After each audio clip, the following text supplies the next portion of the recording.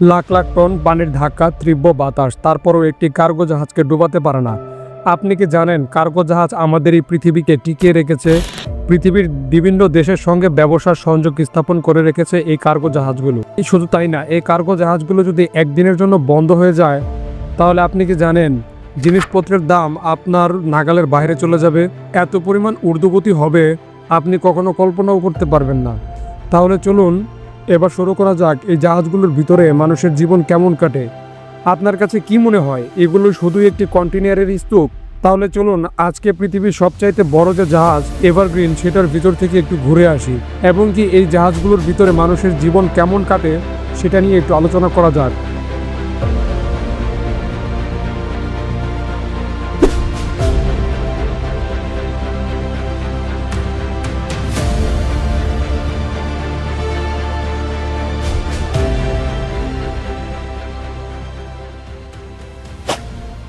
পৃথিবীতে সর্বমোট প্রায় 221টি রয়েছে এই জাহাজটি।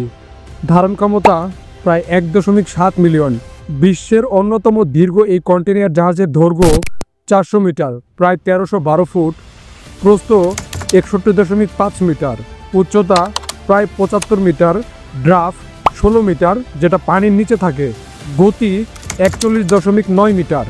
আমরা যদি জাহাজের সর্বোচ্চ চূড়ায় অর্থাৎ কন্টেইনারের উপরে গিয়ে দাঁড়াই, তাহলে এর উচ্চতা হবে প্রায় 75 মিটারের মতো, অর্থাৎ 246 ফুট, যেটার মানে হচ্ছে আপনি প্রায় 20 থেকে 22 তলা বিল্ডিংয়ের সমমান উঁচুয় দাঁড়িয়ে থাকবেন। শুধু তাই না, এই কন্টেইনারগুলো যদি একটি ট্রেনের বগির সিস্টেমে রাখা হয়, তাহলে এই কন্টেইনারের লম্বা হবে 149 মাইল লম্বা, যেটা আমাদের বাংলাদেশের ঢাকা থেকে প্রায় রাজশাহী সমমান হবে। তাহলে বুঝতেই পারছেন এই জাহাজটি কত বড়। এখন যদি আমরা এই জাহাজের নিজের সৌজন্যের কথা চিন্তা করি, তাহলে এর ওজন হবে প্রায় 63,000 মেট্রিক টন, মানে 63 মিলিয়ন কেজি। আর এই জাহাজের মূল লক্ষ্য হচ্ছে কন্টেইনার বহন করা। চলুন এবার জাহাজের নিচে প্রবেশ করা যাক, অর্থাৎ ইঞ্জিন রুমের দিকে। ইঞ্জিন রুম সমুদ্র পৃষ্ঠ থেকে প্রায় 20 থেকে 23 মিটার নিচে, অর্থাৎ 66 থেকে 75 মিটার নিচে।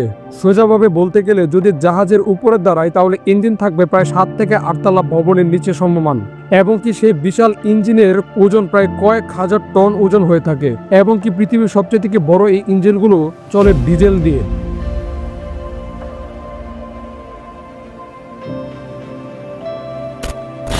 আর এই জাহাজে রয়েছে একটি টরশন বক্স, যা শক্তপোক্ত স্টিল মেটাল দিয়ে তৈরি, যেটা পুরো জাহাজকে আচ্ছাদিত করে রাখে, যার মাধ্যমে সম্পূর্ণ জাহাজটা ব্যালেন্স রাখে।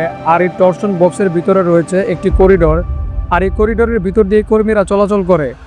আর এই জাহাজগুলো পরিচালনা করার জন্য খুব বেশি ক্রু মেম্বারের প্রয়োজন হয় না, মাত্র 20 থেকে 25 জন মেম্বাররাই এত বড় বড় জাহাজ পরিচালনা করে।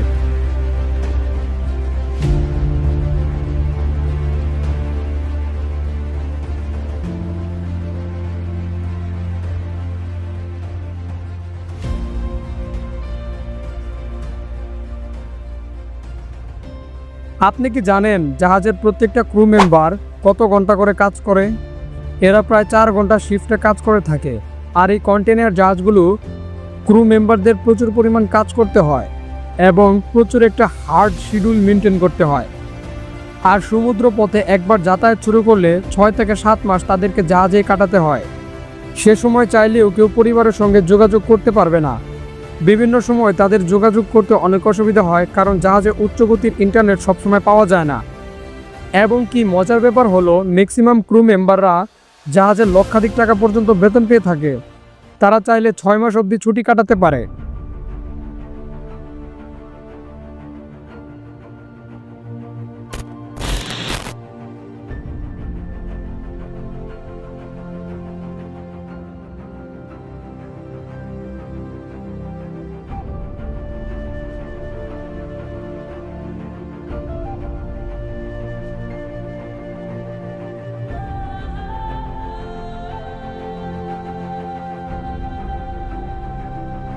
কিন্তু জাহাজের মধ্যে আরেকটা সবচেয়ে বড় ভয় হলো জলদস্যুদের আক্রমণ। কিছু মাস আগে বাংলাদেশে এরকম একটি জলদস্যুদের আক্রমণ হয়েছিল। আজকে আর সেই বিষয়ে আমরা কথা না বলি, এবং কি জলদস্যুরা যদি এখন জাহাজে আক্রমণ করেও, সে আক্রমণ ঠেকানোর জন্য জাহাজে অত্যাধুনিক প্রযুক্তি রয়েছে, যেমন জলকামান, স্নাইপার ইত্যাদি ইত্যাদি বিভিন্ন ধরনের উচ্চ অস্ত্র রয়েছে, যেগুলো দিয়ে তাদেরকে প্রতিহত করা সম্ভব।